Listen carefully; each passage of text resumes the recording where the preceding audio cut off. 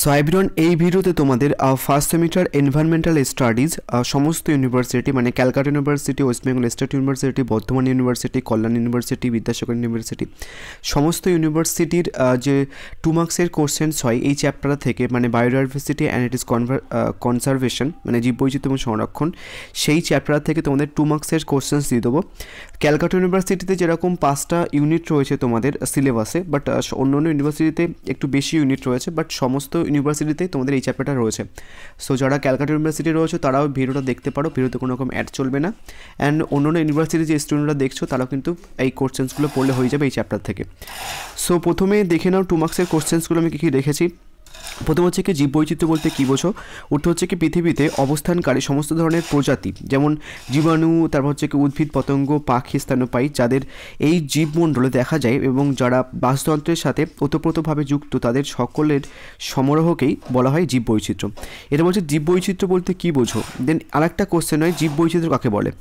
যে কোনো জলাভূমি বা জলাভূমির বাস্তুতন্ত্রে বা সব রকমের বাস্তুতন্ত্রের অঙ্গ হিসেবে বিভিন্ন জীবের মধ্যে প্রজাতিগত, আন্তঃপ্রজাতিগত বা বাস্তুতন্ত্রগত দিকে যেরূপ বিভিন্নতা প্রকাশ পায় তাকে জীববৈচিত্র্য বলা হয়।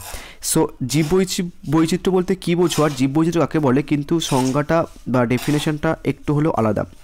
সো নেক্সট প্রশ্ন হচ্ছে কি তোমাদের হটস্পট বলতে কী বোঝো।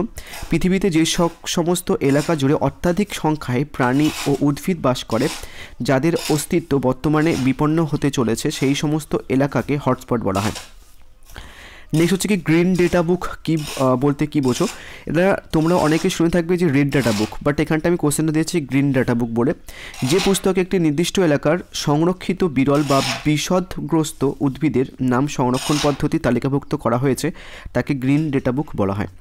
নেক্সট 5 নম্বর হচ্ছে কি 2টি মেগা ডাইভার্সিটি দেশের নাম লেখো। উত্তর হচ্ছে কি যে ভারত এবং অস্ট্রেলিয়া। নেক্সট হচ্ছে কি যে কি স্টোন প্রজাতি বলতে কী বোঝো। যে সমস্ত প্রজাতির অবলুপ্তি ঘটলে অন্য প্রজাতির বিলুপ্তি হওয়ার সম্ভাবনা থাকে তাকে কি স্টোন প্রজাতি বলা হয়। সো এই ভিডিওটার আমি আরেকটা পার্ট নিয়ে আসবো, মানে প্রত্যেকটা চ্যাপ্টার ওয়াইজ আমি 2টো করে মোটামুটি পার্ট হচ্ছে কি যে পোস্ট করব। তোমরা হচ্ছে কি যে এনভায়রনমেন্টাল স্টাডিজ ফার্স্ট সেমিস্টারের প্লে লিস্ট চেক করবে। প্লে লিস্টে হচ্ছে কি তোমরা এই ভিডিওটা সহ আরও সমস্ত যে ভিডিওগুলো আমি পোস্ট করেছি চ্যাপ্টার ওয়াইজ 5 মার্কসের কোশ্চেন্স, সেগুলো তোমরা পেয়ে যাবে।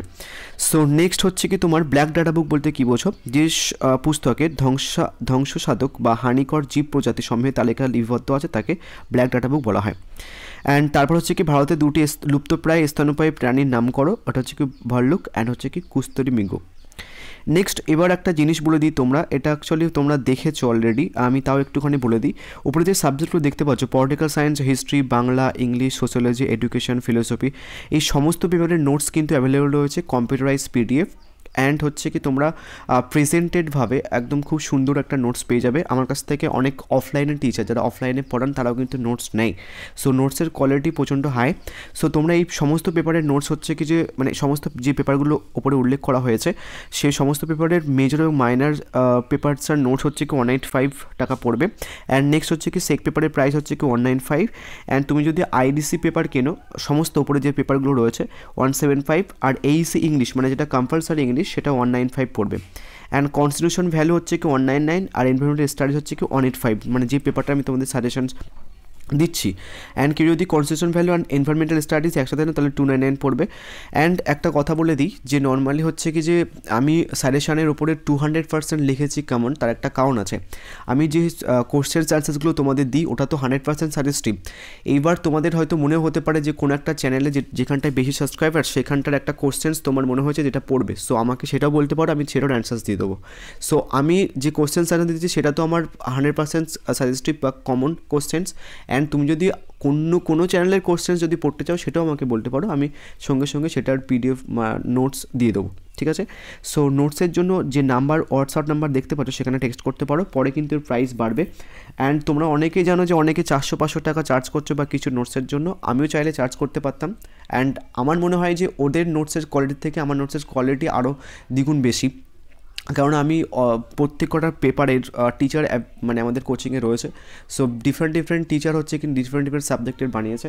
অ্যান্ড অনেকে নর্মালি কমপ্লেন আসছে এরকমভাবে যারা নোটস নিচ্ছে যে 400 টাকা দিয়ে নোটস কিনেছি, দেন হচ্ছে কি গুগল থেকে ট্রান্সলেট করাবো এটসেট্রা। সো ব্যাপারটা মাথায় রেখো, তুমি চাইলে আমার নোটসের স্যাম্পেল একটা চাইতে পারো, সেখানটায় নোটসের স্যাম্পেল থেকে তারপর নোটস নিতে পারো, কোনো অসুবিধা হবে না। অ্যান্ড এই যে প্রাইসগুলো দেখতে পাচ্ছ তোমরা, পরে কিন্তু এর প্রাইস বাড়তে পারে। মানে বাড়তে পারে মিনস হচ্ছে কি আমি যখন সমস্ত কমপ্লিট করে নেবো, সমস্ত তোমাদের চ্যাপ্টার ওয়াইজ, ঠিক আছে, নর্মালি মানে পোস্ট করে দেবো সমস্ত নোটস কমপ্লিট, বাট যখন পোস্ট করে দেবো সমস্ত চ্যাপ্টার ওয়াইজ, তখন কিন্তু নোটসের প্রাইস বেড়ে যাবে। সো তাড়াতাড়ি হচ্ছে কি নর্মালি নির্ণয়ের চেষ্টা করো। নেক্সট হচ্ছে কি এন্ডেমিক প্রজাতি বলতে কী বোঝো?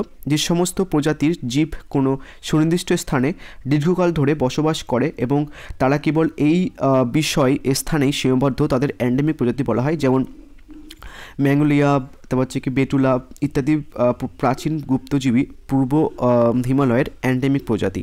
নেক্সট হচ্ছে কি যে হটস্পট নির্ধারণের দুটি শর্ত লেখো, একটা হচ্ছে কি এন্ডেমিক প্রজাতির সংখ্যা এবং হচ্ছে কি বিপন্ন প্রজাতির সংখ্যা।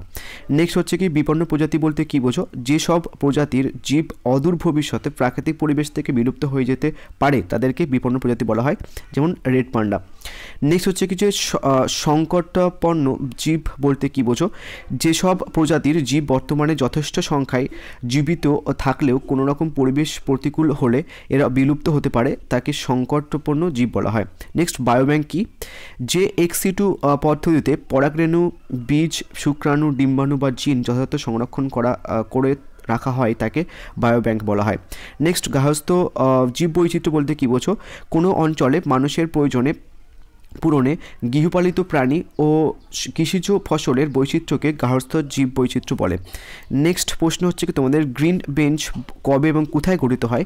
1996 খ্রিস্টাব্দে 16 এপ্রিল কলকাতার হাইকোর্টে প্রথম গ্রিন বেঞ্চ গঠিত হয়।